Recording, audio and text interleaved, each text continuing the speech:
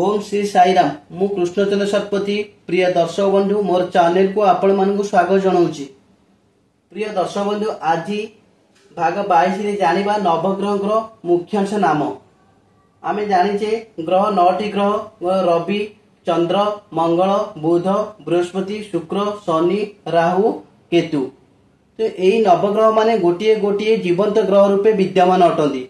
तांकर गुण कर्म जोग इत्यादि विषय रे महत्व थाए एवं नाम जेपरी काम सेहीपरी। तो प्रथमे आमे जानिबा रविंकर अन्य नाम सूर्य भास्कर दिवाकर प्रभाकर।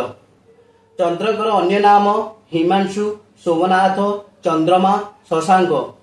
मंगलकर अन्य नाम भूमिसूत अंगारक कुज भौम।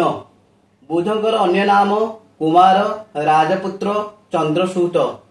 बृहस्पतिकर अन्य नाम गुरु धर्मराज जीव अंगिरा।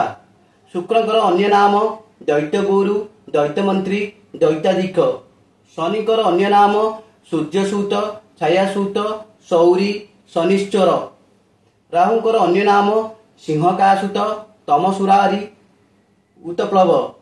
केतुंकर अन्य नाम ब्रह्मपुत्र धूम्रपन्न शिखी।